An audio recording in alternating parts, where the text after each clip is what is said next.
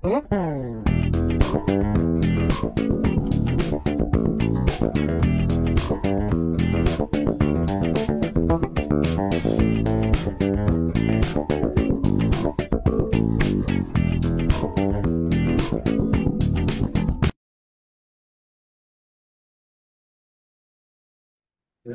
Ya, terima kasih. Selamat pagi. Saya Rohman. Background saya adalah biasa di perencanaan dan supervisi. Sementara proyek-proyeknya selama ini proyek jalan nasional, yaitu P2JN ya. Terus proyek jalan provinsi juga, jalan kabupaten, dan jalan tol. Itu menurut saya. Udah kelihatan gambarnya belum, ya? Ya, sudah Udah kelihatan. kelihatan. Waktu tadi saya bicara belum kelihatan ya? Ya, Belum. belum. Oh ya, ini maksud saya di batas. Ini seperti ini gambarnya ya. Ini ada gambar di pekerjaan itu ACBC, ACB. Jadi kelihatan yang nggak kelihatan di sini apa? Jelas penyiapan badan jalan. Yang kedua adalah code, tekot nggak kelihatan. Marka, kelas up, sama aspal tiga macam itu kelihatan semua. Itu yang mungkin tadi salah satu materi saya adalah memahami gambar desain. Adalah memahami maksud dan tujuan. Tapi sebelum saya melanjut lebih jauh, pengalaman saya waktu di RAP ya, di kabupaten misalnya, di daerah itu suka spesifikasi nggak ada. Saya pernah ngajain di proyek kabupaten di Kota Bekasi, itu spesifikasinya kita nggak dapat.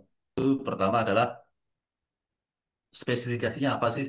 Karena di situ di spesifikasi akan terdapat mata pembayaran, item pembayaran ya, terus nomor item, satuannya apa. Mungkin ini saya kasih contoh kalau saya biasanya, nah ini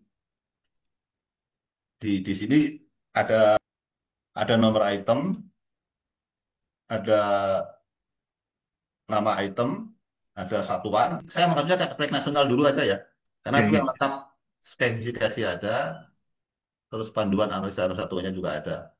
Jadi di spek itu, ya ada, di spek itu ada pembagian divisi. Kalau di spek nasional ada 10 divisi ya. Kita Hmm. divisi umum, drainase, pekerjaan tanah, ada pekerjaan preventif, dan seterusnya ya. Ini bisa dilihat di layar ini. Ini, jadi semua mengacu ke sini pekerjaan itu.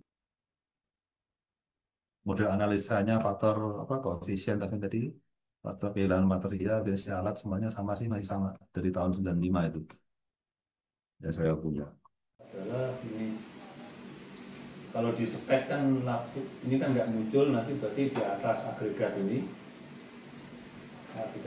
ada lapis resap pengecat di atas AC base lapis perekat di atas AC DC ada lapis perekat juga. Ini kadang-kadang yang di spek itu kan satuannya meter persegi di sini. Satuan liter. Terus di sini kan tidak ketahuan. Pertama tulisannya nggak ada, sebenarnya memang nggak pernah ditulis. Yang kedua memang bagusnya ditulis sih. Ini rata-rata nggak pernah ditulis. Jadi semeter persegi itu berapa liter? Itu yang kalau di spek itu ada ringnya, misalnya 0,3 sampai 0, berapa. Harusnya di sini tercantum juga supaya RAB-nya itu juga bisa lebih tepat. Pertama karena di jembatan existing itu masih bisa dipakai untuk naruh feeder. Jadi stressing dioperate ya, dioperate di stressing, ada bugi, kebetulan jembatan baru dibikin di sebelahnya. Jembatan lama tetap untuk lalu lintas sama untuk pemasangan feeder. Itu yang pertama. Yang kedua ada aturan. Jadi dari crane di akupmen 1 dan 2 di keterangan situ nanti bugi pas di samping jembatan langsung. Karena apa? Kalau lapis resap pengecat itu kalau di atas agregat kan masih banyak pori-pori sehingga butuh kadar yang lebih besar.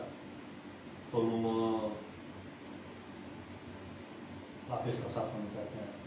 Nah, sebagian akan meresap di dalam agregat. Sementara aspal dan aspal ini kan masih di atas aspal dengan lantai jembatan juga masih. Jadi